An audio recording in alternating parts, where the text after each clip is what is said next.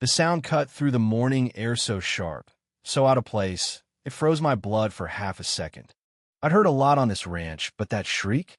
It was the kind that meant chaos, not pain like a roller coaster drop, like something dumb and bold was happening right outside my door. My coffee mug hit the porch, shattered, and I was running barefoot before the pieces even stopped skittering. I didn't need to wonder. Deep down, I just knew someone was messing with Maverick. Let me back up a sec. Maverick isn't just a horse. He's the soul of this Plasmy stallion, my pride. Way too much horse for anyone who isn't ready for him. So when I rounded the stable and saw two kids clinging to his back, one waving a plastic sword, the other hollering like a rodeo clown, I saw about 5 ways this could end, and not one of them was pretty. Maverick, bless him, was coiled to launch, eyes rolling white, ready to show these would-be cowboys just what happens when you treat a champion like a carousel. And there, perched on my fence like she was queen of the chaos, was Karen, wine glass in hand, sunglasses on, cool as a cucumber. "Relax," she called out, smirking. "It's good for their confidence." I swear in that moment, I could have believed I was dreaming, except I wasn't. I shouted Maverick's name, the way only he knows, and somehow, miracle of miracles, she paused long enough for me to get a grip on his reins, settle him, and get those kids safely off. Their laughter felt like nails on a chalkboard, but at least they were in one piece.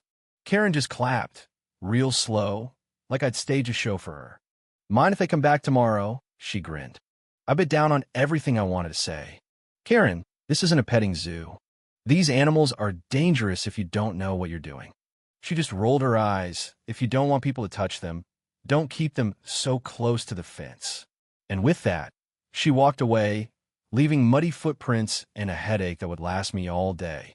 That afternoon, I walked Maverick, tried to talk him down from the edge. He didn't deserve any of it. He's trained for discipline, not nonsense, not kids with plastic swords and wine-sipping mothers who think the world a playground. That's when I realized this was about more than disrespect. This was about boundaries, about safety, about people who think rules are suggestions. So I posted fresh warning signs, ran a new electric wire, and filed a formal notice with the HOA. I even sent a copy to the sheriff just in case. Wouldn't you know, later that night, I caught them again, caught on camera this time. Karen and her crew creeping out in the dark, flashlights bobbing, wire cutters in hand. Like it was some kind of game. Maverick, smart as ever, kept his distance, but the message was clear.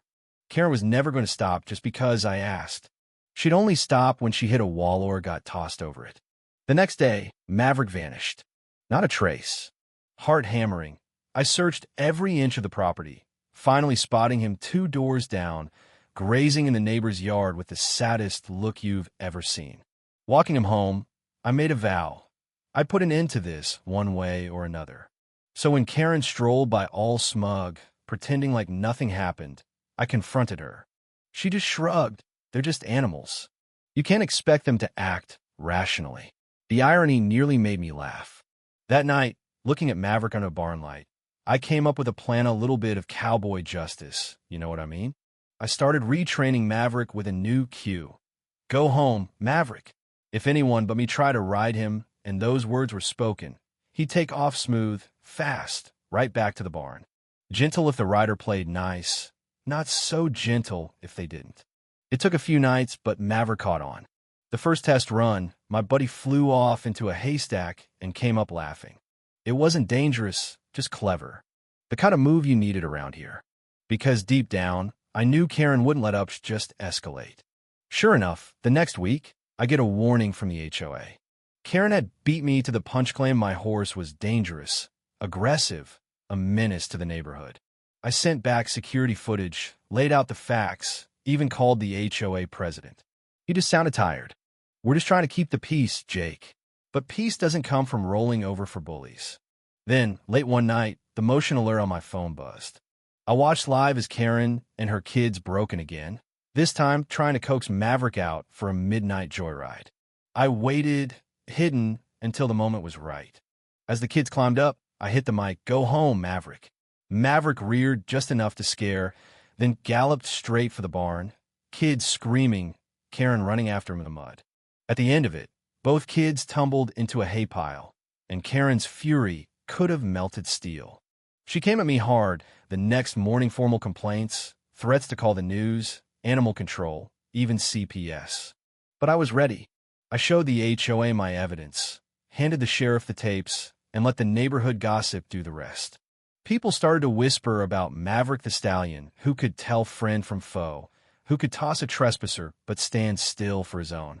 The buyer coming in from out of state heard the rumors too.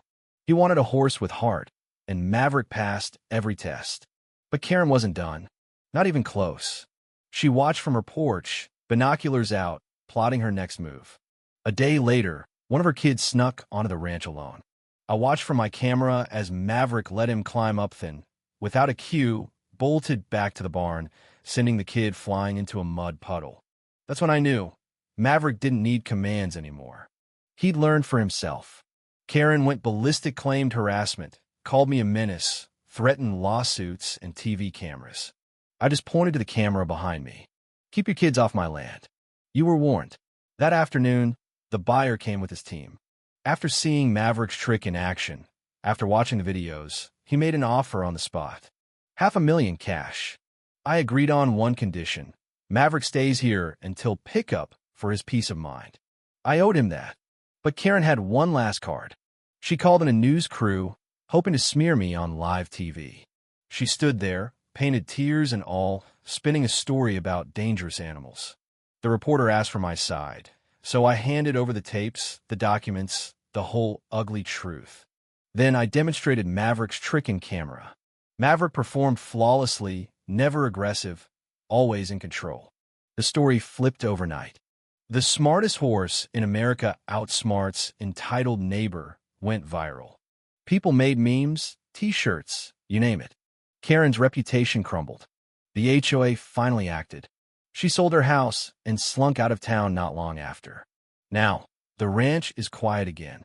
Maverick has gone on to bigger arenas, and I sit on my porch with a fresh cup of coffee, listening to the wind and remembering that even the wildest storms pass.